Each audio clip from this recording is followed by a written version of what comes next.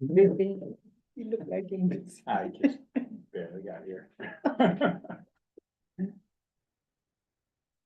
We missed you last time, Marty. You were out, right, last night? I was being feted for my birthday. That is understandable. Happy birthday. Thank you. Belated. Yeah, belated. Oh my God, I forgot. Oh, it's good Mariam is not here. I promised to make photo. But she's not here.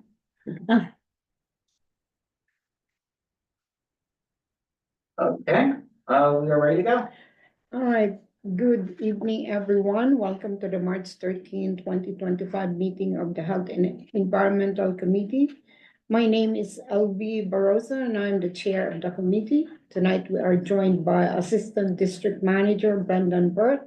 This meeting is called to order at 6:33 p.m. As a reminder, New York State law requires all committee members who are not able to attend the meeting in person to have their cameras on and their first and last names displayed from the time the meeting is called to order until the time the meeting is adjourned. Members of the public, who are attending virtually, you can raise any questions or comments that you have through the Q&A feature of Zoom. Members of the public, who are here in person, you can raise any questions that you have by raising your hand. If there is time following the committee's discussion, we will field questions from the public. Tonight, we need a volunteer to take minutes. You got one right here. Oh. Take it while you get it. Thank you. Thank you, Barack. All right, so we will now take attendance by roll call. Brenda will conduct the roll call.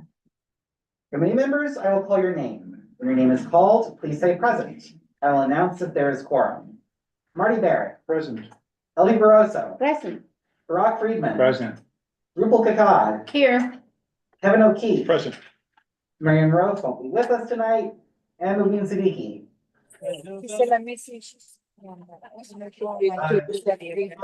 Present. We have a quorum. I'm sorry, did you call my name or I did not hear it? Yes, for roll call. I counted you as present, Sorry, thank you. but extraordinary circumstances of course. We have a Okay. quorum. All right, thank you. The agenda for tonight's meeting was distributed ahead of time by the board office and is reflected on the screen before you. There is no objection, we'll adopt the agenda. Members of the committee, if you object to adopting the agenda, please raise your hand. Seeing no objections, the agenda for tonight's meeting is adopted. The minutes from the February 13th meeting were distributed ahead of time by the board office. If there is no objection, we will adopt the minutes as drafted. Members of the committee, if you object to adopting the minutes, please raise your hand. Seeing no objections, the minutes from the February 13th meeting are adopted. They will soon be available on the CB6 website. In order to conduct an efficient meeting, let's observe a few ground rules. No one may speak until granted the floor. Committee members who are here in person, if you have a question about committee business or wish to make a motion, please raise your hand and I will identify you so you can speak. Committee members unable to attend in person, if you have a question about committee business, you may raise your hand through Zoom. I will identify you so you can speak. All committee members, it is extremely important that only one person speak at a time so that members of the public watching at home can understand what is being said by committee member. Chat function for committee members present via Zoom should not be used for committee business or questions about agenda topics. All such remarks should be made on a record by raising your hand through Zoom. Chat should only be used to alert us to any technical difficulties you are having or to state in writing information that was already stated aloud on the record during the meeting. Tonight's agenda, we will continue to discuss the resto on lead pipes. So Brenda? Yes, I will clear my screen. And it'll be on view shortly for members of the public watching at home. Yeah, so this is the lead pipes resolution.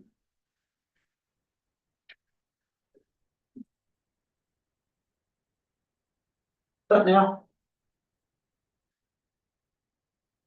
I have it focused on the resolved clauses, but feel free to let me know if I should scroll elsewhere.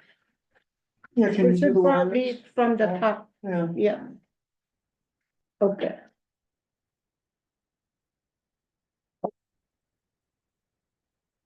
It appeared that the presentation that was made, the presenter was gonna be doing a part two. Is that not the case, or we're just having a discussion? No, this is just a discussion. He offered to come back, but we That's what I never, thought. yeah, but we Oh, okay. never really said he needed to come back. At least I felt like we got the Yeah. information and I didn't hear anything else from Okay. anybody else, so. But he did offer to also come to today's meeting, but I was like, I don't know if you're gonna be needed or not. I don't know if we'll have any Okay. questions, so I didn't wanna waste his time. Yeah. Since Yeah. I didn't really hear back from anybody after I sent that And, resolution. and the resolution looked really good. So I told him it's okay, I think we'll be fine without you, but Mm. I did ask him to sign up to speak at next month's full board meeting in the public speaking session in support of this resolution, and he said he'd be more than happy to do that. So if it passes the committee today, then I'll email him and let him know, kind of keep him in the loop, saying, hey, by the way, it passed the committee. It's gonna be up at the full board for April, and here's the link to sign up. If you can please sign up during public speaking session in favor of this Okay, 'cause resolution. I don't And know he if said he'd he, be happy to. is he on call? I just know that we have one member of the public from our district, Elizabeth Cohen is here. She has done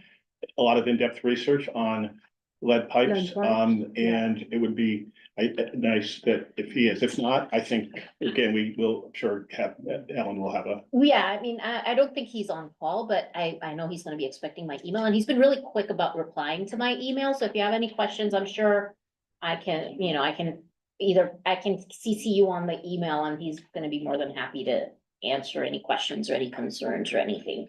Yeah, I would like to add some information, Oh, yeah, sure. from my own personal experience in my building. The building discovered that the drain pipe, which is not small, it's about at least 2.5 inches big of my tub, was lead. And they were very surprised to discover that. So of course, there's water going through there. Where that water is going, it's somehow connecting with other water, maybe going through the water system. And I have to think the building was built in 1920. I have to think that lead pipes may be larger and in some of the old buildings and may be used for drainage. And it's not something we really don't know where these pipes are and how big they are. Because, a lot of the buildings are quite old and frankly, there's no record kept of what is used for pipes and when they were installed. So my building was surprised to learn that was a big lead pipe. And so, I think maybe there should be some kind of record kept of when buildings are built or when things are discovered of what the materials are and when they were put in, because all pipes, as you know, probably wear out at some point and need to be replaced. So the report that they put out, the NY LCD, does mention that there are times where many buildings we just don't know. Which is why when you look at the report, it breaks it down to definitely lead, possible lead, and unknown. Unknown is where they don't have the records, because the report kind of went through all the records through DEP and housing and everything. And I tried to identify each wherever they could. So there is a large number of buildings where it is listed as unknown. And the presentation, the guy made the presentation, Josh, he did say that the only way for them to be sure whether it's lead or not is for somebody from DEP to physically go inside the building and look at it, like physically inspect. That's the only way to go from like unknown to a known. So the report they put out, which is what we base the resolution on, does kind of mention partly what you said, is that Yeah. many times we just don't know, but the We only don't way know. to know is for somebody to physically inspect it. Right, And Yeah. Elizabeth, you did listen to that presentation, yes, they right? did. And you Yeah. felt that there were things left out, is that? Yeah, in addition, I mean, also, there's an issue in terms of the site that is Stuyvesant Town of Peter Cooper, which was mentioned, I believe. That site, of course, is a brownfield and is heavily polluted. And, I, as a concerned citizen, not an expert, obviously, read the report, which the only copy for the public was in the basement of the Epiphany Library and was not, I had to research to find where it was. It basically, they're supposed to, by their own criteria, the DEC and Con Ed were supposed to check for exposure, public exposure by way of air, land, and water. And they did check the land, and they found it was very heavily polluted in some cases, right up to the surface. And the air, and they determined that most people are not going to be exposed that way. And in terms of the water, they just dismissed it out of hand because they said it comes from upstate where the water is good. And certainly that's something I've heard from many people, the water upstate is good. But what, as we learned in the last presentation, it travels through a lot of different pipes before it comes out of our faucet. So even though it might be very good upstate, we don't know by the time it gets to us what we're getting. And I know my researching it, the pipes in Stuyvesant Town are iron. And that iron, I'm not an expert, but from what I've read, can last 35 to 50 years. Okay, Stuyvesant Town was built in, I believe, 1945 to 47. Okay, so more than 50 years have passed. In fact, more than 75 years have passed, and those pipes are still working. What I discovered was that coal tar, the process of manufacturing gas, which was done on that site for 100 years, is a byproduct of that process. It's like a leftover extra, as it were.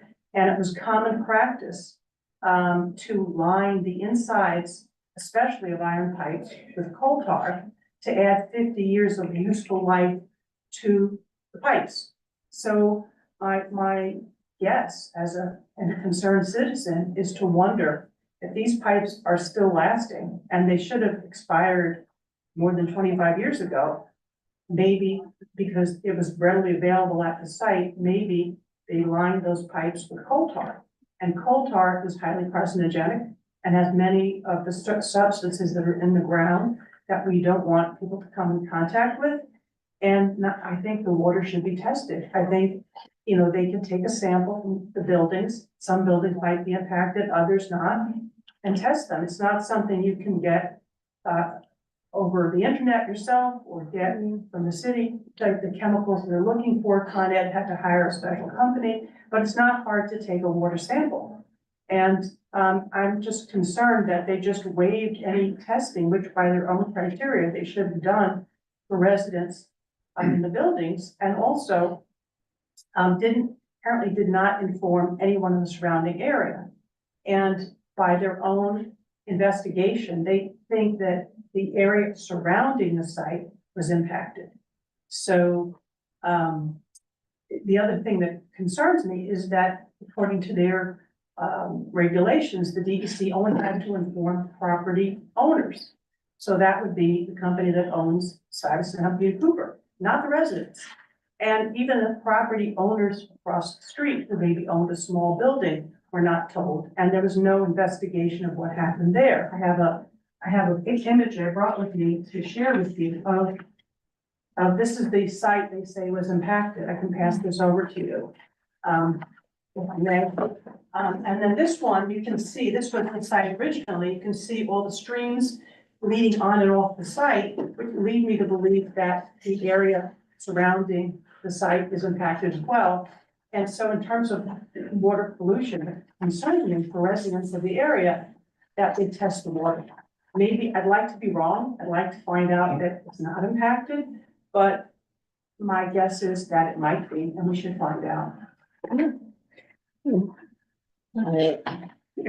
Josh did say any person living in any building Yeah, can get the testing material sent to you and then you send it back to the EPA and they will tell you what the water's like. Not for these chemicals, only for like lead. Lead you can get by just calling them up, and I've done that, and you can get other things on the internet. But these chemicals, Con Ed had to hire a company to go and test. And they found like 3 or 4 pages of stuff that you don't want to come in contact with, including arsenic, cyanide, the other ones I don't recognize, but those I do. And so we can't unfortunately just test through or get it readily ourselves. So it doesn't test for any carcinogenic, Carcinogenic. thank you. Yeah. You know, as it's lead period? For the testing kits? Yeah, Yeah, he specified that. And I Josh, thought they would certainly spike if concerned. there was something else. No, I asked Josh, one of the questions I asked was, does it only test for lead? And he said it only, the kit we get through Right. the website, Only through the link he sent, it will only test for lead. He confirmed, Joshua Kleinberg. But just like you're getting a medical confirmed that. test, if you're testing for something, it would spike or, you know, throw off the flag. That's not the case here. No, not with the test we get. So this is, excuse me, this is the site, Yeah, well, yeah, the size and how Peter Cooper is the site. because that's exactly where my building is. Well, that's what I mean, and the area, the circle around it is what they estimate is impacted, because obviously a lot of liquid chemicals underground, it's not gonna just stay on the site. It's gonna migrate into the surrounding areas, especially when you see the streams coming and going from what must have been a marsh, swamp or something, you know? I don't know which directions, but it seems likely to me, and they didn't even see how far, the extent. So I just feel like it's something of a concern to the community, and I'm not an expert, again, I did some research, but I'm just a concerned citizen. Yeah, the resolution though is So, for service yeah. lines, not drain line. Like you had Yeah. mentioned the Right. pipe and, you know, that would be a drain line. Right, And so and it would have less effect, whatever it is. well, we don't know, because depending on how the buildings were built, and again, I defer to someone who's a civil engineer and knows more about this than me, but those drain pipe water could go into someone else's supply line. I don't know, depending on how, the buildings were built by individuals. We don't really know. I know in my building, when someone washes dishes, the water drains into the person below them's sink. I have to think that's Really? going through Oof, the drain. I mean, yeah, I don't know how it's, sometimes it's very irregular how it's done, and we don't have those records. that's true. To be clear, this is not Stuytown, Peter No, River Village, it's but you live outside. nearby, like you. said. Right, Just want- nearby, yeah. you know, be clear. Yeah, thank you. Yeah. Question, But is it possible to get an expert? I think you were saying you're not an expert. Yeah. Maybe we need an expert to weigh in on this before we take any kind of positions, and maybe somebody from the DEP or something. I don't know, Brendan, if that's even possible, but I have a suggestion. yeah. My understanding is that there is the Corps of Civil Engineers, Corps of Engineers, which has civil engineers in it, and other kinds of engineers, is in New York City, they have an office here. I don't know if they would do it, but maybe they would have someone who's expert in this, meet with the community board and give their advice. No, yeah, I 100% agree, and maybe you could start with like a city agency at least to see where the city is, like DEP. Just feel like, not sure we can render any decisions or further comment on this without some kind of guidance. Elizabeth and I did talk with a DEP executive who said it's not an issue. So, the question is, who do you bring in? Do you bring in a more of an independent body? Nothing is DEP, I'm just saying, if that's the immediate reaction, Yeah, maybe we should be looking for somebody that can be truly nonpartisan. And again, I'm not saying that wasn't the case. I don't want Do we have But any the- engineers on the board? no, No? You would need a certain I don't type know. of engineer who specializes in this. Yeah. I still think it'd be worthwhile to hear from the DP, why isn't it an issue? Yeah. What kind of testing have they done? They're a pretty reliable organization. If they say it's not an issue, be interesting to hear why it's not an issue. What did you feel when you heard, I don't want to mention any names, but I think you know who we're talking about, and when you Yeah. spoke with him, did you feel that it was there was more there, or just saying, oh, no, we're good, meaning that they had done all the research? I think they hadn't done the research, but they kind of like took the approach of, well, you can't just dig up the site, you know, it's so big, and no one's saying that, but by their own criteria of the state DEC, and, they're supposed to test 3 paths of exposure. No one's expecting them to dig up the site. But the thing is, they kind of just throw up their hands and say, well, what can you do? And I just think they just tend to stay away from it. And that's really not what we want, because as people who live in the area, we want to feel confident that the water coming out of our faucet is not going to cause us to get cancers. And that, you know, it's not going to hurt our health in some other way. So I think I like Keith's suggestion of having more independent, like civil engineer, for example. I know there's civil engineer in other government agencies that might help us, that, you know, in terms of their training, or maybe from some of the colleges that might be able to weigh in, or maybe the Corps of Engineers. We've had a civil engineer consult with us, you know, they're not on anybody's side, they're just knowledgeable at engineering about, you know. Well, they're kind of a private company and you have to pay for them to do testing, Corps of Engineers? right? You have to, No, the Corps of Engineers is the Army. Yeah, and, oh, the Army. and since the Army Corps of Engineers, I doubt nowadays, would get involved. Yeah. Mm, The- yeah. You know, with the, current, focus of cutting costs, Okay. Yeah. there's a lot less that they'll be doing. What happened at the Reese houses? I know that's just outside our district on the Lower East Side, but I know they had issues where, you know, their residents weren't allowed to use any tap water. I don't know the answer. It would be nice to find out what they did to, Mm, give clearance to use of that water again. mm. Yeah, Yeah, I think the federal government, if they got involved, they would say, we like pollution. And let's At get this more stage, pollution. At this point, yeah, I'm afraid that's what they're gonna So say. I would not trust any Yeah. federal, I'm afraid at this point, that's the answer we're gonna and get. they would like and say, well, let's get more of this tar. Yeah, there's already a pink here, let's add more to this. well, that's good, but there's a lot of city agencies. Yeah. That, might have engineers, chemical, civil engineers. For example, Health and Hospitals hire civil engineers because they have to renovate hospitals. So there's somebody who might maybe work for them that would also weigh in on this.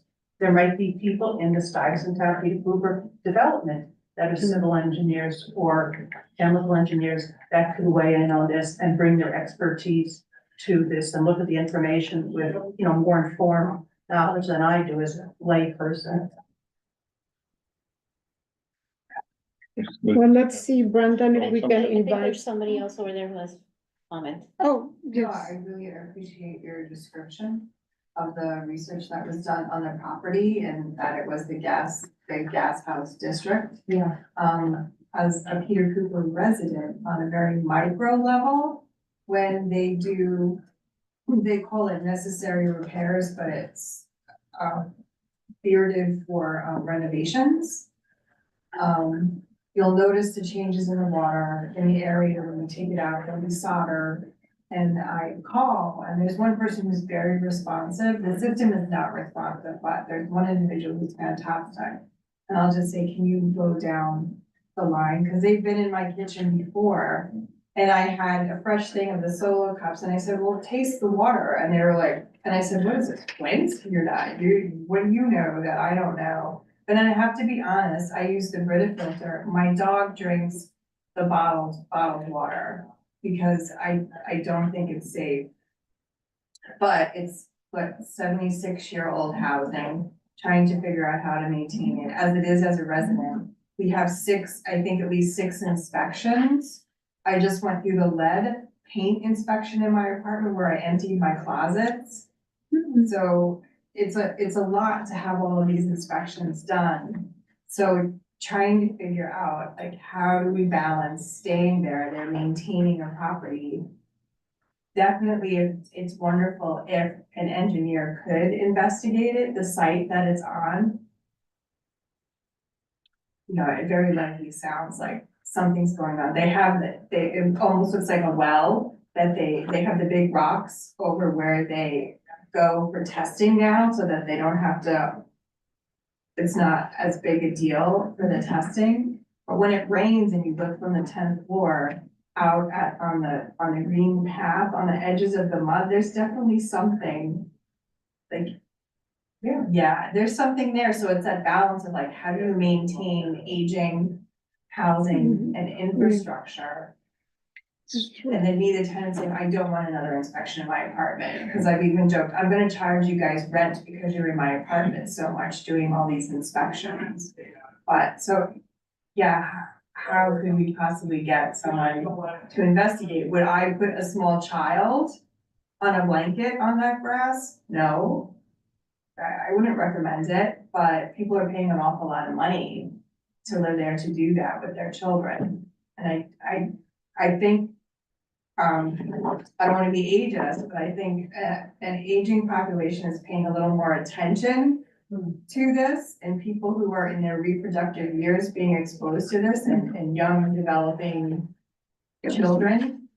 Yeah, that, but they don't seem to be as concerned about it. But I think, yeah, they did that investigation. Now, they very definitely had the Plymouth Rock rocks over where they're gonna check again. So, yeah, but I call and I ask when the necessary repairs have been done. It'll smell like chlorine. The water all of a sudden will smell like chlorine. You're like, yeah. So I asked to have it, the pipes blown down, if they could do that. And that's the super micro. Yeah, that's good to know. The New York State Department of Health and the Department of Environmental Conservation are responsible for the water. So they work with local whoever, but ultimately they're responsible. So tomorrow at this, there's somebody there that's already starting investigating, actually the Reese House situation. Okay, So maybe if you wanna talk. yeah, like tomorrow at the, okay, yeah, If we can invite somebody. yeah, I mean, like Brock said, the only thing is we can't pay anybody, so whoever comes here Yeah, has to, we can't pay. So it has to be a volunteer or through a city agency, Right. Well, Or city or well, this state. is a state agency. yeah, or a state agency, yeah. I mean, my father, before he passed away, worked for the health and hospitals. He was a civil engineer. And if he was alive, I'd ask him to help. But there's probably other people know who have that kind of background that really know about construction and about pipes and about the chemicals and really can speak to it because, you know, I think it's important for people's health. I know from a doctor I spoke to who worked at NYU that Stuyvesant Peter Cooper has higher rates of unusual cancers. And that's a fact. I know someone whose father died of brain cancer, for example. You know, is there a connection?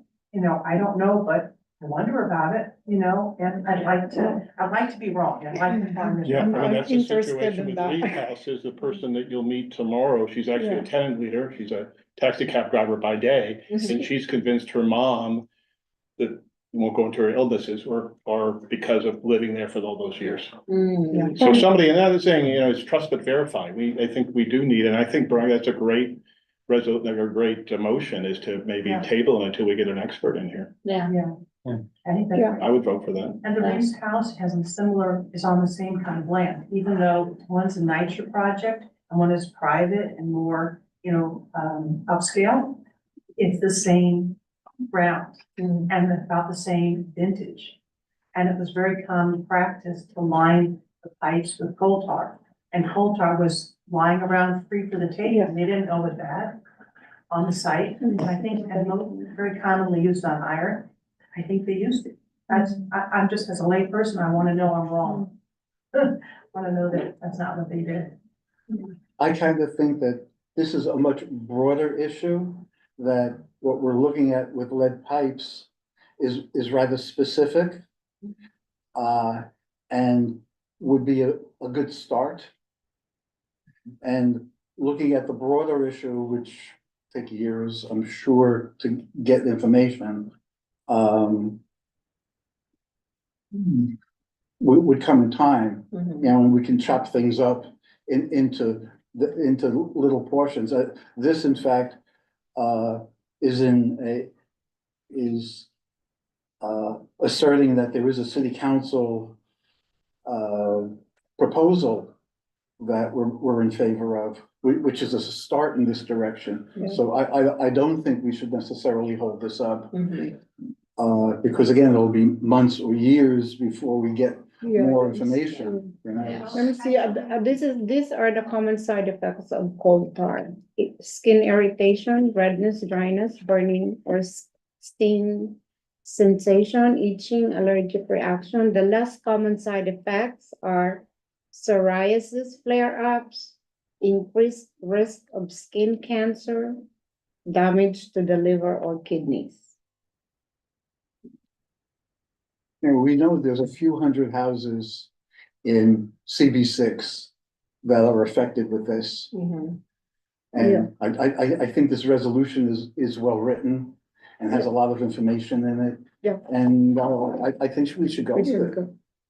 I just have one question. Yeah. The outreach, we should probably clarify that. I'm not sure that's for us to clarify, because I think that's gonna be part of what city council works out as part of their details Like, or their negotiations or Mm. their, whatever The process they proper go through. term, that the city program, if the property owner refuses to respond to outreach by the city. So that's for the city council to determine, like, how many attempts did they make? That's that I wanna say, I mean, I would love to Not- think it's that city not- council is gonna listen to us and we have the power of that kind, So but I that, don't think we do. yeah, I just wanna clarify, that's not inspection. I mean, inspection is like, they do need to go in. I think that's part of the earlier resolution where it says they need to like either opt in or opt out because they need to figure out whether that's part of the inspection. The second part is once they determine if it is lead, then the city council needs to reach out to the property owners, and if the property owners are non-responsive, then they can go to the tenants, because like she said, a lot of times they just reach out to the property owners, and property owners many times just don't care, or they're negligent, or they, for whatever reasons, they just don't wanna do anything. So then what happens to the resident that's living there? So I feel like that's more of like city council negotiations and process of how or what attempts they wanna make, which way they wanna do, like. I mean, like I said, I'd love to think they're gonna take our word or we're that powerful, but No, but just by us pointing it out, yeah, and then they have some place to start. exactly, yeah. I don't know if you can Okay. see, there is a question back here. Oh, No, just saying like the value of Stuyvesant Town, Peter Cooper Village property. Like, would that be affected if they find out they're on a Superfund site? Like, that's not something that someone really wants to know about their property, that stuff might. It's gonna affect their real estate value. Finding out more information does. Well, I think the thing is, most of the city is impacted by some kind of pollution, most of the ground in the city. But my point is that they're supposed to check for exposure, to not expose you. They concluded that ground-wise, air-wise, you're probably not gonna be impacted by it. But they left out the water. And I think we need to test the water, and it's not a timely process. They can turn on a faucet, take a sample and bring it to a lab to test. So that's not, it doesn't necessarily have to be everyone's apartment either, but they can test the water pretty rapidly. There's been a ton of information generated, which has not been shared with this group or general public, only with BlackRock. And in fact, I went to. Blackstone. Blackstone is the owner. Yeah, because they're the property owners, which is a model that might work I in the said wrong. suburbs. But in New York City, most people don't own the property, even if they own their apartment. So it's like just disregarding people's health and the health of their families and their loved ones is, to me, it's not appropriate for New York City. I mean, that's just my take on it, but you could ask for them to send you the link. I know when I went to the library in 2008, there were 2 shelves full of binders of information that I did my best to read through. Without being an expert, just as a concerned citizen, but I'm sure there's many more. And the research has already been done, so if you want, if they send you the link, then look through it. But I think they haven't tested the water, and that's my concern. Yeah, I think, and I agree with everything you're saying, and I think we should look into that. Separately and maybe bring a separate resolution, but in the meantime, as Marty said, I think we're kind of all in agreement on this. And then there's more discussion to be had, and I completely 100% agree, but I want to call for a vote. Make a motion to call for a vote. Could I have one more point of discussion? Yeah. I agree with you and I agree with Marty. My only suggestion is, do we consider putting something additional into this well-written reso that acknowledges that we will be exploring beyond the purview of lead? Is that worth putting here as a placeholder to show that we're serious about looking at more, that this is not a fait accompli? I think we need a separate resolution that researches this and footnotes this, and maybe we can read some articles going in and educate ourselves. And a whole separate resolution about this. I mean, this is a very important issue that they're raising, and I don't want to shortchange it.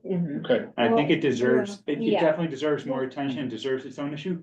But this is very well written as is. I think we're all in agreement. Yeah. I'd like to make a motion to call for a vote. Second. Okay. So when I call your name, please say whether you're in favor, opposed, abstain, or not entitled. Marty Barrett, In favor. Elvie Barosa, In favor. Barack Friedman, In favor. Rupal Kakad, In favor. Kevin O'Keefe, in favor. and Mubin Siddiqui. Mubin? You're muted. She probably left already. And she's still No, here. she's still Testing there. her water. Moving. But I don't know if your microphone is working, Mubin, but, She raised her hand. Cooking dinner. but regardless, Abstain. all 5 committee members who are able to speak are in favor, so this resolution passes. Okay, good. All right, so our next resolution is about the impacts of siren noise.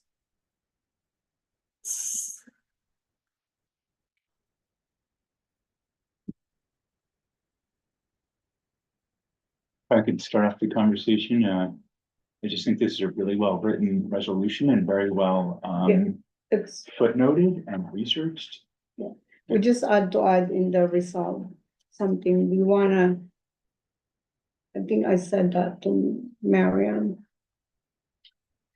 We can add in the resolve. We want to take away that, do we want to support, because I think she responded to that comment saying, she responded to that comment saying, she started to add it, but felt like it was too much. And then we can add, like, we can do another similar resolution for the state level. That for the state level, but there's something in there that I wanna add. Oops.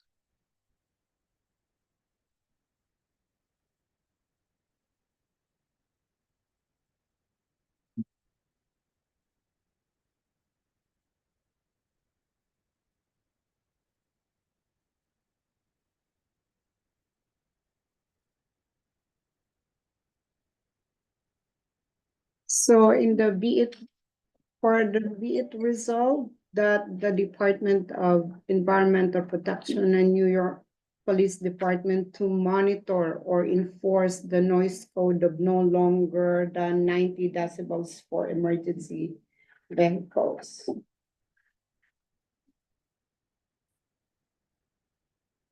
It's not stated in there, Brendan. I said to her, So is it a new resolve clause? or- before the further.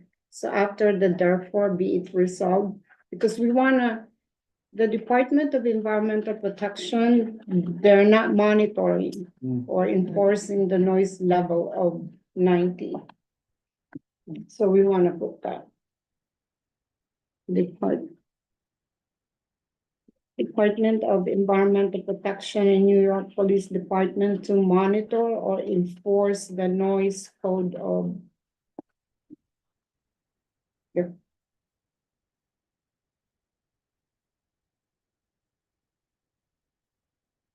Not greater or not longer than 90 decibels.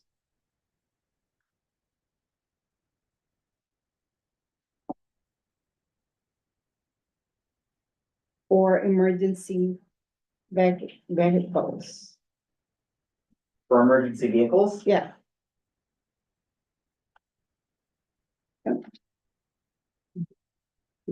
Not quite apropos to this, but I just read something that when Krakatoa exploded, it was 310 decibels. It was the loudest noise ever on the planet. oh, Well, one Listen. thing Miriam mentioned was like, she's not sure why, the legislative director for Girona said he's not sure why they haven't brought this up again. Like, they all have support, but we don't know why he's not bringing it up for a vote again. It's hard for me to imagine this getting enforced. What would that look like? A police siren going by and then another police saying, hey, that's too loud. I'm gonna give you a ticket. I just, that's true. I haven't, you know, I don't object to it. It's just, I can't even fathom Yeah. that this, Yeah, any kind of enforcement could ever happen. Well, if the city council actually picks it up, they can pass something that the sirens will not be louder than that. Or, you know, like some years ago, they were testing these sirens that had low frequency pitches and different pitches and were never over 80 decibels. What happened to that test? What happened to those sirens? I have no idea. Oh. This went on for about a year. Oh, for sure, yeah. About 7, 8 years ago. For sure, I mean, yeah, if you can have the sirens just not go above 90, great. But to have, to see like, oh, look at all, you know, there's 10 fire engines going to that fire. Get them. There was this pulse, it was this kind of pulse, siren that pushed air.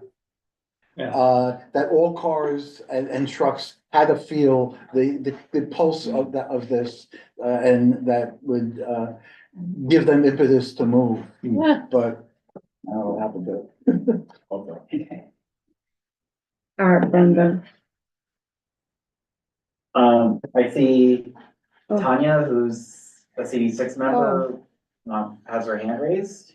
Okay, Tanya, Hi, everybody. Thank you for letting me speak. Would it make more sense to, instead of just like Barack says, you know, no one's going to be out there giving tickets for 91 decibels, to maybe do what was mentioned earlier, which is the other frequency type of sirens that they have in Europe, which is much easier to on the soul and on the ears, and it just goes woo, woo, you know, as opposed to that piercing noise. And the other thing that's important to note is that in New York City, with the buildings being so close together and so tall, the noise actually bounces off the sides of the buildings and makes it even louder. So maybe it's not the decibels we have to deal with, but the type of siren. Thank you. yeah, but we do not have those Mm. in New York City. Does this resolution talk about the two-tone sirens? Yeah, Yeah, it Yeah, does. right? Yeah, It does. yeah. So I think it addresses that, We're right? referencing. but, Yeah. yeah, but it's referenced already in there, isn't it? Yes. Yeah, It's it one of the is. intros, yeah. Yeah, it's the, yeah.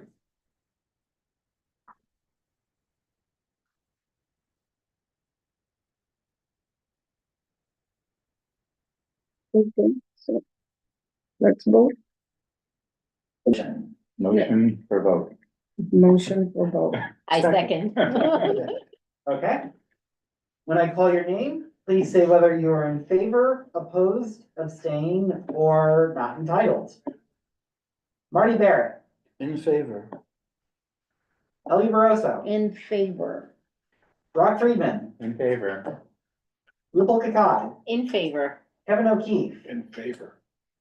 and Mubin Siddiqui. Still not hearing from Mubin, but all 5 committee members here and able to speak have voted in favor. This resolution passes. A rumbler siren is a type of emergency vehicle siren used primarily in the US, developed in 2007 by the Federal Signal Corp. Sounding at low frequency level, it is designed to be heard by motorists who otherwise are unable to hear high frequencies sirens due to ambient noise and traffic. Miriam actually sent that Rumbler video, Yes, so if you wanna hear that Rumbler Yeah. video, Miriam actually sent the Miriam, video. yes, Yeah. she did send a video. don't know how well it will render for those watching at home, so anyone watching at home, if you don't hear it well, apologies in advance.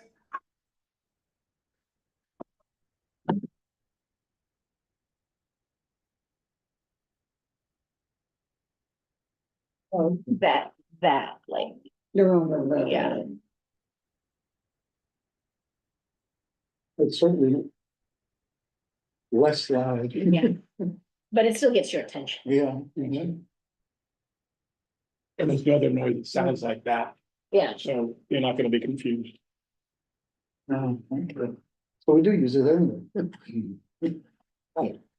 But not consistent. No. Yeah. Okay, so the next topic in our agenda is the discussion of the statement of district needs and budget request. Does anybody have any comments on the budget request that was already in place? They're also relevant. they're relevant, but I think we have to pick one, right? We have to pick one priority, and I think I like Barack's idea, like what he mentioned last time, is given where we are, I think vaccination is really.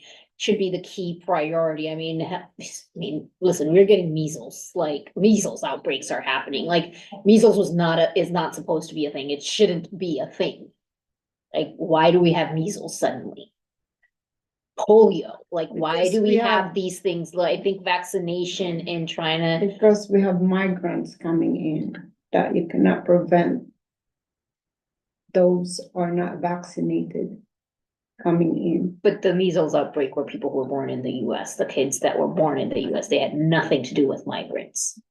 The measles outbreak in New York had nothing to do They're with. not vaccinated. Can we just use, sorry, can we just, we'll use a term asylum seekers? Yes, please. Thank you. Yeah. Okay, asylum seekers, and that kids are not part of the outbreak, but some of the concern is that while they're waiting to get the children's immunization records, they're in school and you don't know if they've been immunized because it's such a. The budget request is for funding for what exactly? If we could break that down, because it's a budget request. Yeah. I'm on board with it. I'm just saying, what is it exactly? Yeah, for? that is of interest, but when it comes to the budget request, what are we requesting? A budget for what? For vaccination? Yeah, that's a That's- Information, Yes, you know, now, is it? getting just- the information out that it's necessary. So how much? Or we don't feel, we have to also determine whether we think there's enough, the city is doing enough in their budget of the state to do the same. Else, if we're happy with that, it's a top priority, but maybe not top priority for capital. The Center for Infectious Disease report for today, they had a thing on Vermont's measles, but Europe this past year warns of the highest case of measles count in 25 years. They've had 127,350 measles cases in Europe this past year. And people travel all the time. Personally, I'm afraid of Ebola coming, especially since we now have 6 people rather than 600 people working on Ebola in Marburg. If I could just raise enough, I mean, yeah, I agree with vaccines. Federal government is gonna be gutting Medicaid and gutting, funding for, health and hospitals, Bellevue, you know, Everything. Elmhurst, Lincoln Hospital, these city hospitals, I think are in real danger, existential, danger, at this point. Just want to put that out there, that might also be something to think about. Do we have a printed list of what has been considered or what we're considering for budget? Yes. Probably would be Yeah. helpful to put that on the Yes, screen. so, yeah, the budget request Airtable, which actually I didn't share ahead of the meeting, since the previous meeting more focused on the statement of district needs portion, but we do have a budget request Airtable, which I can share on screen shortly. From what I recall, this committee has a couple of requests, but, yeah, just give me a moment. So did you also add, Brandon, my suggestion on the budget? I don't know if it was included. I'm not sure I know what the suggestion is.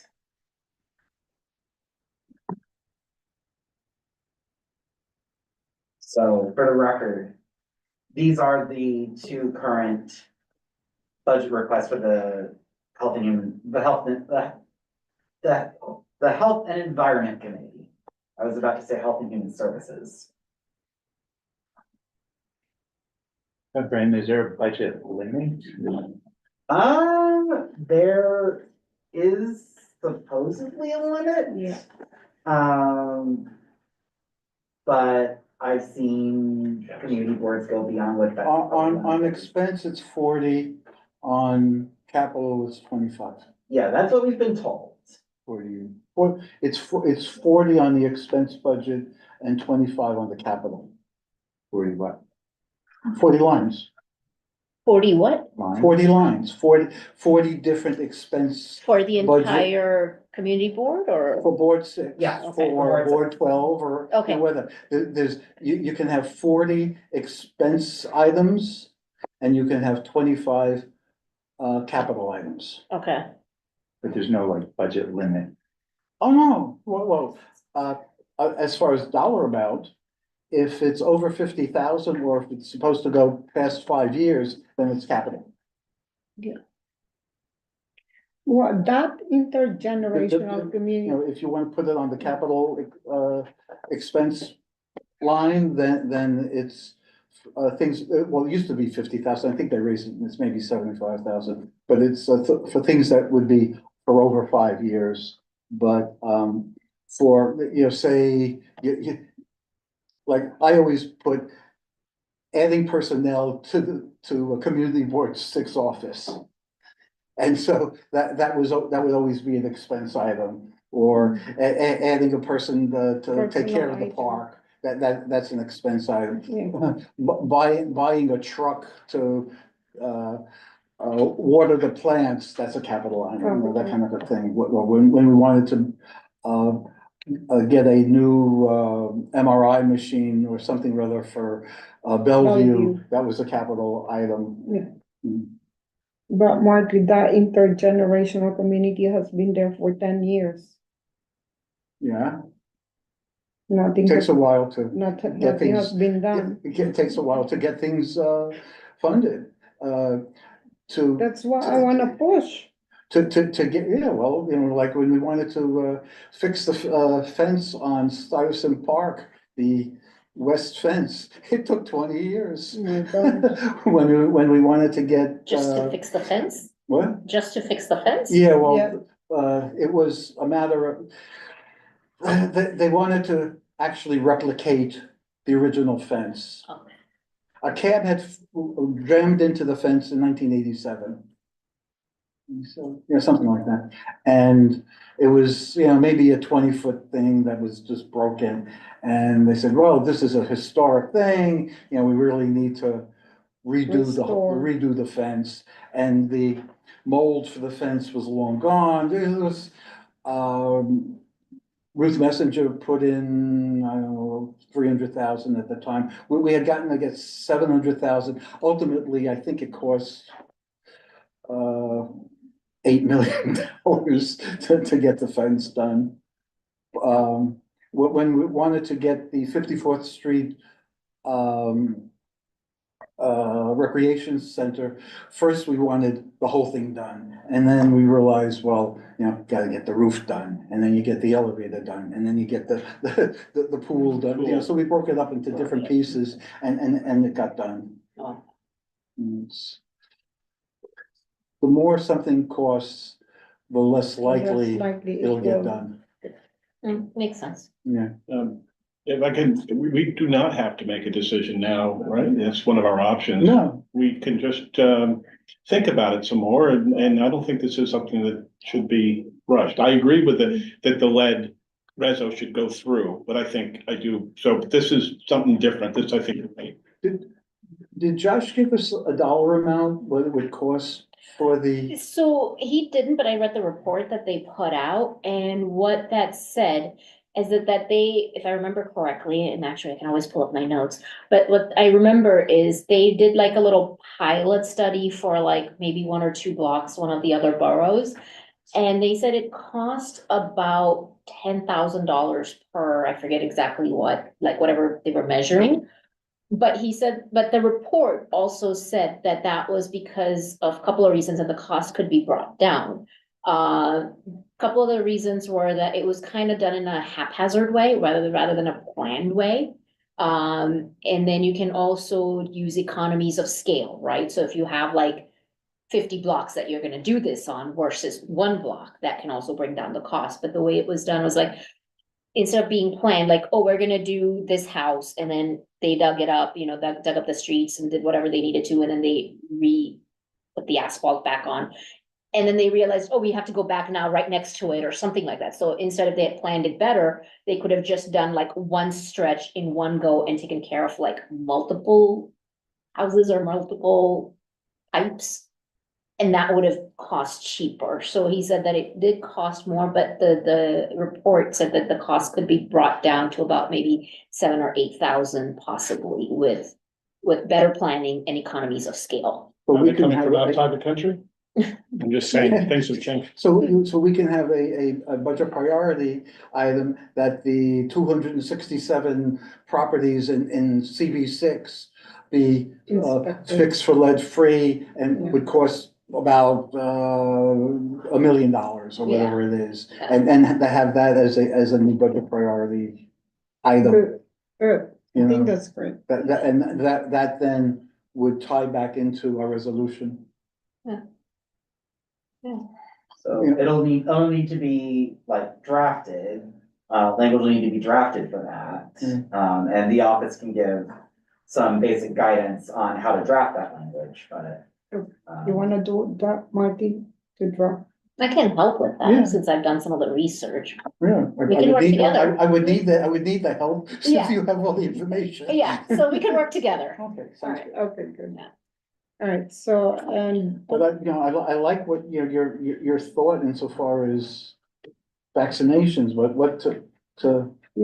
what to push in The money, what's the money for? What money and how? Yeah. Right, Not could actually be how much. education, could be funding for the vaccines themselves. funding for the Vac- vaccines that's aren't gonna be vaccines in free? the, Free or Yeah. minimal, Hmm? free or Brenda? minimal. Yeah, I mean, with the vaccines item, one thing for the committee to maybe look at is whether, like, going back to something one of you said earlier, is to see whether what the city is already doing Yeah. is sufficient, Mhm. and if not, where it's insufficient. Yeah. Knowing where it's insufficient could lead to a budget request. Right, and I think we need to be somewhat provincial in this, in that it sounds like it's a budget request almost for the whole city. What makes our community district unique in needing something maybe that the other community districts doesn't? I think that's more apt to go up the flagpole, whether our electeds, if they're representing an area, as opposed to, oh, this is something we would just we can bring up generally, and we would in city business. But it's always nice, I feel, to really target how it affects us here. Hmm. I think that's a So if we great could come up with the point. data Yeah. I about, think Bellevue is at extreme risk, as an existential risk, to Bellevue in our neighborhood, and it's the flagship city hospital. Something about, not letting the federal budget cuts decimate Bellevue. I mean, I would say that is our number one need in our district going forward, that Bellevue is not going to be decimated. Would you two have to then not vote? I- Because you work there and you're on the CAG? no, and in fact, I would suggest that I go back. CAG or CAB? CAG. CAG. It's okay. No, I would go back to CAB and said, you know, can we discuss this and do we agree? So there'd be hopefully the same, it wouldn't be a conflict, let's say if CAB goes first. Or vice versa, if we go first and then, I don't see a conflict, right? But you're the parliamentarian. Yeah, no, it wouldn't be. Right. It would, you're not paid by them. I'm not paid by Anyway. anybody, so I think I'm clear. And you're not in infectious diseases. Well, actually, I just created a foundation on tuberculosis. Okay. But outside of the hospital? You said you did it is it That's independent? outside the hospital. Okay, It's that's good. registered in the You're clear. state of New There's no York. problem with that. Keep you out of jail. Yeah, sure. This, I'm looking out for you. I don't want We'll, the we'll visit you. conflict of interest. All right, so moving on, I think Sandy would like us to take a look at the three, what was that, Brendan? The statement of district needs? Yeah, Yes. I will share that again. Yeah, because as I said last meeting, the statement of district the statement of community district needs for health and human services could use an update. You know, first determining which of these issues is the most important. And then having a narrative that explains why that's the most important issue. And then, say anything else that's relevant to these subject areas.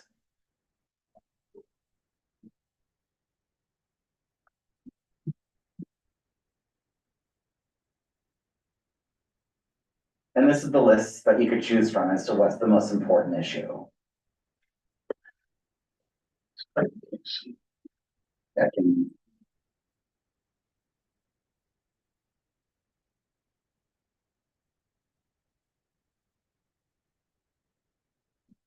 We'll have to choose one from this list.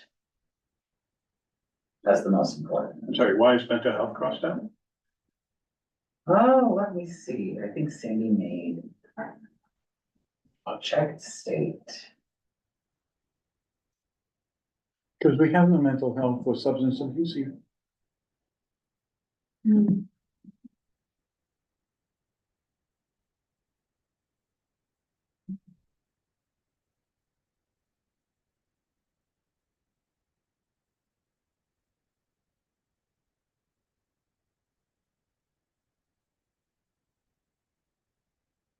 I certainly don't think health facilities is a problem in CB6. We certainly have plenty. Oh,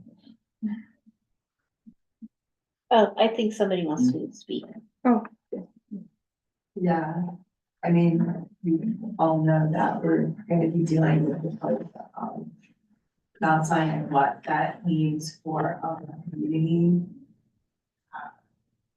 Emergency services, the other facility that's also slated for closure, how that's going to affect, local clinics. It's very,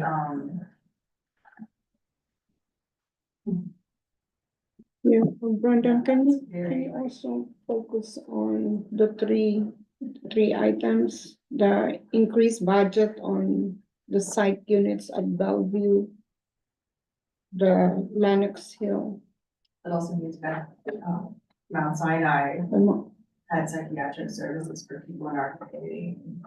Mm. That's gonna be cut out too, so that also falls on that one hospital that's there, even though they're saying they're gonna set up an urgent care.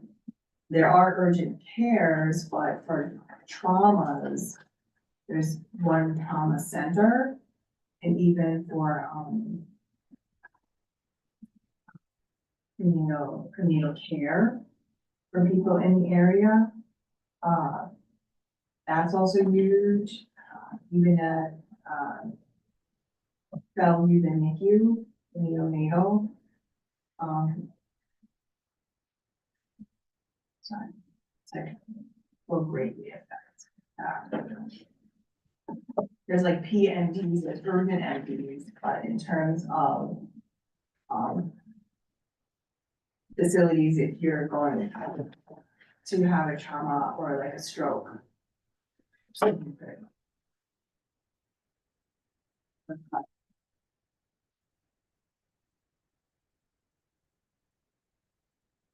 Brandon, you want to show that, the increased budget for Bellevue, Yes. the 2.3 billion budget proposal, 28 million fund, Mount Sinai agreed to pay Bellevue services to go toward expanding psychiatric emergency unit.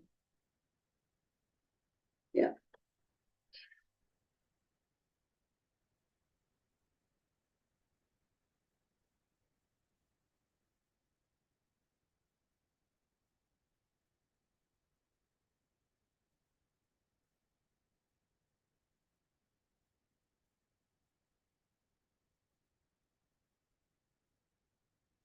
And we already have the Mount Sinai Behavioral Health Center at Rivington, which can also accommodate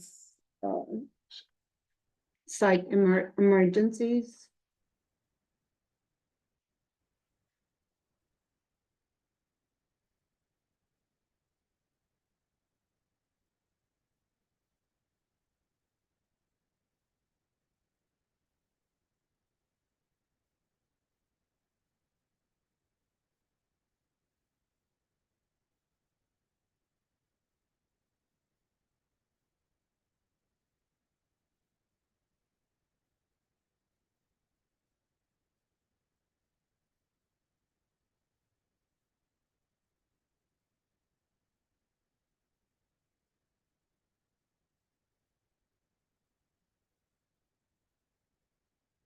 You want me to stay on this or switch back to the main document?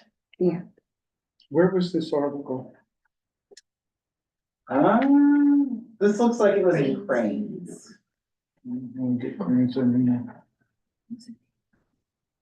Could you forward that to us? Yeah, I can send it to the committee. So hopefully that will address. Yeah, now I know. Yeah. Okay, so moving on, any old or new business? I really like the discussion of making sure that we're environmentally safe with our ground and water, with especially, thank you. I think it was great, all those research that Elizabeth has done. I would like to continue that. I know we have, but I'd like to codify it, and by saying we're definitely gonna put it on the next agenda, or everybody agrees, or an agenda coming up. Yeah, if we can And if invite, not, I am acting chair of youth and education. Youth is very much affected. Thank you for pointing that out. So I'm happy to take it to that committee if we don't do it here, but I do think it should, I would say here. is it possible to invite somebody, an engineer, from what she was suggesting? We can definitely try. I don't know how successful we'll be, but we can definitely try. And Rupa and I have a lead with somebody tomorrow. We're gonna ask what they've been going through, because they're trying to get the water tested more at Reese houses, so we can see if they're using a civil engineer and maybe tap into that. Okay, good, yes, good, yeah. And you can let me know whether that lead goes anywhere. Yes, by the end of the day tomorrow. Terrific. Okay. Yeah, and I have one more as well. So I've been looking into, so Sandy sent a couple of the emails with Health Act and the Heat Act. So with the Health Act, which it stands for. Oh, yeah. The harness, what is it? Sorry, I have it opened up somewhere. Harness expertise of licensed professionals, so it basically like, expands which licensed mental health providers can assess a person's psychiatric or mental state before they're being discharged, because I think, correct me if I'm wrong, Brock, but as of now, only psychiatrists are able to do it. What his bill or act would do is expand it to like psychiatric nurses and a couple of other professions that are listed in that bill. So I was thinking of, and this is, it's put forth by Brad Hoylman Siegel. So I was gonna reach out to his office and see if they can come and discuss this bill further with us. So if they respond to me before April's meeting and somebody can come for the next meeting, I would like to have that discussion started for the help, which is harness expertise of licensed professionals, if the committee is open to that. Yeah, that'd be nice. That's good. Okay. Every day I get an email from the University of Minnesota's Center for Infectious Diseases. It's Michael Osterholm, who was on television every day during COVID. It's a really interesting group of blurbs and reports that they send out. They don't just get information from the CDC, they get it from WHO and other organizations around the world, and it's fascinating and terrifying. And you know, he's not necessarily somebody who gets overly excited over things, but he certainly lets the world know of what's going on around the world, health-wise. It's really interesting stuff. And so, since this is the health committee, you might be interested in it. The daily report is called CIDRAP, CIDRAP. It's really interesting stuff.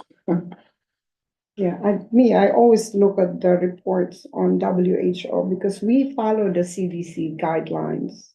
We don't follow the WHO, but the WHO applies to other countries that we need to know. And since we're no longer part of WHO. Yeah. And, well, the Trump administration has, and this was in today's report, they've pulled back their representative to head the CDC because he was anti-vax. Thanks, Simon.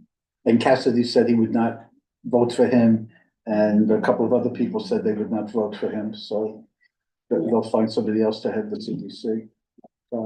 That was the main article actually in today's election. Okay, any other new business?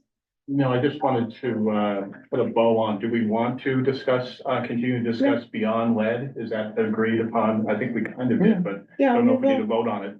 We're nodding heads, but that's a yes. I think it's a good thing. We I will think we just convene. need some expertise. I know we talked about that, but Yeah. I just want to make sure if we bring somebody in that's a civil engineer, that we're committed to doing this. Okay.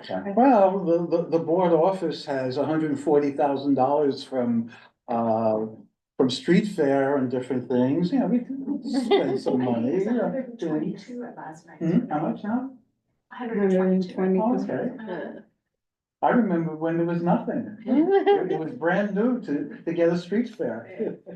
But I did have, were you able to talk about the CBA, the Lenox Hill Hospital?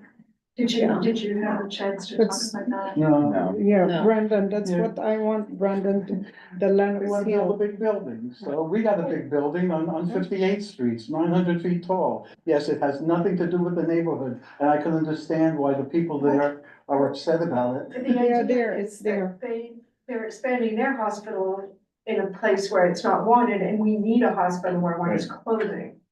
And, I know there's been discussions about this with the MSBI group, because it seems like a very logical thing to do. It's sort of come up recently as an idea because CBA is, I don't know, they had a big public forum last night, I'm not sure what the outcome was. But, there seems to be some pushback from their community that they do not want.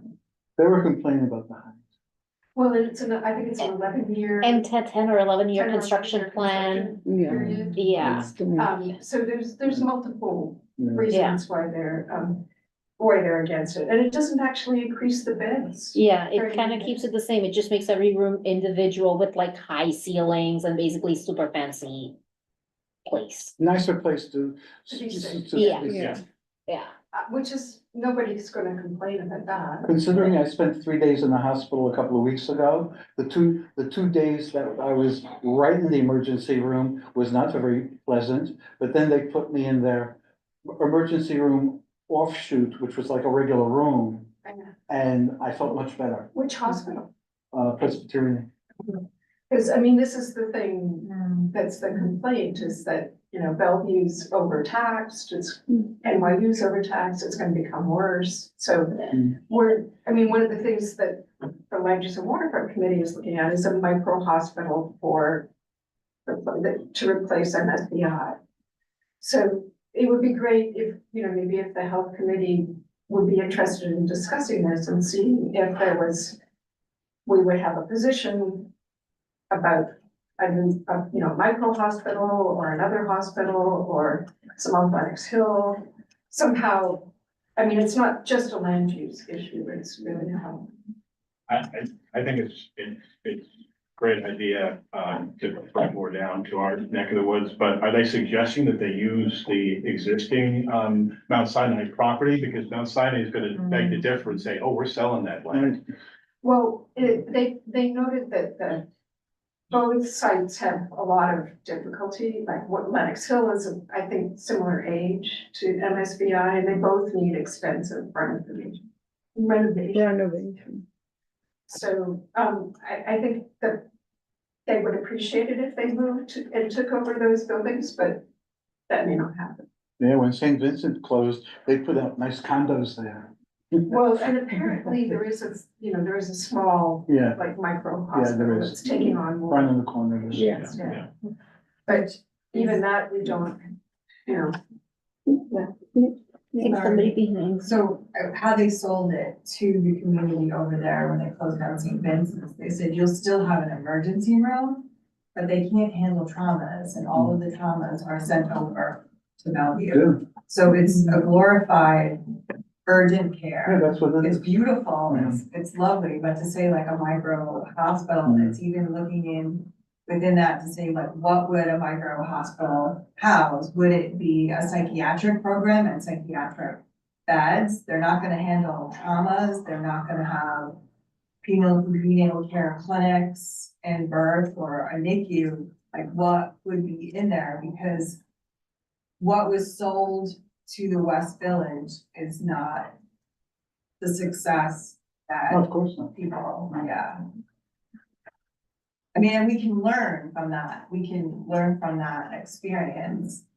Like, we're over here, what can we problem solve and come up with? When they were first mentioning that they wanted to close, they said, well, they would be able to have this much psychiatric here and that much Yeah. trauma there. They were splitting up as to where things would be going, some into the VA hospital, some to Bellevue, some to NYU. It didn't sound real. Sorry. sorry, Kevin. Yeah. I was just gonna say, Sandy, what do you think would be a good next step for this committee? Because if we agree that this is, it just to support them and with a resolution or a We can- letter? yeah. I think, I mean, we need a resolution so we can write a letter. That's kind of the, you Yeah, know, that's- the step we have to take. So, and, you know, it's always frustrating because that's 2 months away. Mhm. So, but if we could write a letter, and then I do think we need to think fairly seriously about what we're looking for in terms of a replacement to MSBI. I mean, obviously, we're not experts at healthcare, but what's the request for? Well, one thing that came up at the Bellevue CAB or CAG, as Marty likes to say, is what's gonna happen with Spark? Because Bellevue said, oh, we're gonna have space there, but we can't say there's gonna be inpatient beds, for example. Well, that's a concern among many people that maybe there should be inpatient beds there. And we've been told it will be they don't call it an ER, it's an ED. But, and I believe they have the first 2 floors of Spark. I mean, we have documentation. Oh, Bellevue will have first to floor, oh, okay. But sorry, What I'm not sure it's finalized, but it's something we could, you know, we should ask and find out. It's the next phase, so it's not, I don't even think they've gotten the RFP yet. Again, I would be interested in a group where you have interest in at least the concept of getting more space. If you want to work together on it, I'd be more than happy to. Yeah, we can work together on that, yeah. Just a quick question. So are we doing a letter or a resolution? We Or- have to do a resolution first. It's a Okay. resolution. We can write the letter. Oh, okay, got it. And if this committee would like to write the letter, I'm happy to sign it. After the resolution. After the- We have to pass a resolution first, Right. yeah. And you said we have 2 months? Well, that's the way it goes, right? You're right after. Full time board. sensitive. That's what you mean, the next. Yeah, the 2 months, yeah, because if you pass it in April, it's not gonna go up until full Understood. board until May. Right. And the letter is for a new micro hospital? If that's, you know, or at least to for, you know, Lenox Hill to consider having, I guess it would be probably for a micro hospital and then, you know, whoever wants to actually run the micro hospital, it could be, is it Northwell that runs it? Northwell runs Lenox Hill. Lenox Hill, so it could be any one of the multiple, you know, healthcare providers. And I say we go for it to suggest that it's gonna be on the same retrofitted maybe property, but I hate to be a downer, but I really do think that they're gonna sell that place. And that's one of the Land Use and Waterfront Committee has a subcommittee that's looking at how we can have some say in what's built there. Mhm. So if we do come up with you know, that we absolutely want a micro hospital, then that's one of the things we're trying to see if we can have that implemented. Oh, then let's go for it. Yeah, all right, All right, let's get it. Let's get a hospital there again. all right. All right. If I could just add that, you know, on the national landscape of healthcare financing, that Medicaid is being decimated. The idea that you can set up a hospital in a Medicaid base and not go bankrupt, I think is not realistic. And just to voice that concern about how hospitals are financed and why hospitals go bankrupt. Yeah. And how many hospitals in New York City are underwater? And if you looked into that, you might be surprised. Well, we should try and address that as well. Yeah, sure. I think we, Absolutely, we need a Yeah. hospital. Yeah, no, I'm not, This is think becoming we- more I than think the rest of the letter. think Just trying to- we sooner have a school. We're bringing in the put realistic that property. perspective to this whole thing.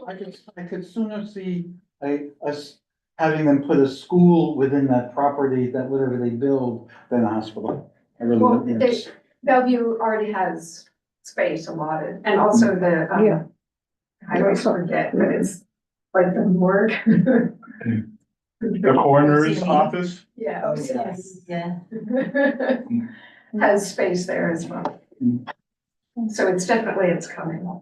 But No, there's, yeah, Hi, this might seem kind of woo-woo, but they do have, within hospitals and even in one of the trade center programs, they've done studies on, how successful, the lifestyle medicine program could be.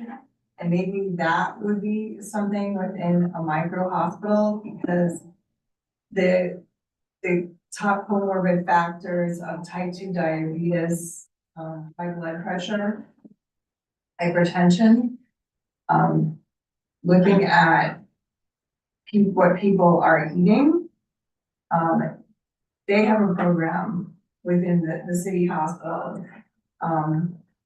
And of course, they're swamped, but it is something that shows that, like saying Medicaid based, or if insurance would pay, that would be something different, like you're not going into a hospital for trauma, but if you are getting healthier, maybe you won't have that stroke, maybe you won't have those traumas, maybe you won't have those chronic or chronic progressive issues that are ongoing. So maybe that's something else that we could look in terms of health. I mean, there is research on it. It's not, like it's valid. It's a valid medical program. I'm not sure we determine what goes in the hospital, but we definitely, you know, could address the need for additional healthcare in that. Yeah. Can I suggest, at the next meeting, since we are gonna do this, that since they've already been through it, somebody from CBA hopefully could join us, maybe answer questions about what they found. It seems like they have research that might be helpful to us. The Coalition to Save, Yes, you know who I'm talking about? Yeah. they have, they wrote testimony and I'm sure they'd be willing to come, for maybe loans. for people. Yeah, either Lois or, remember they made a presentation a couple of weeks ago about Lenox Hill and why they don't want it, like, what is it, Save Our That was Neighborhood or from- something? That was the gentleman from CBA. Yeah, so I was thinking maybe, And, or someone from the board on CBA, but they Yeah. would be happy to, not happy, I mean, I think they would yeah, be willing to come and explain. Okay, we can put that, Brandon, if we can invite somebody from CBA. Okay. Any other old business? No objection? So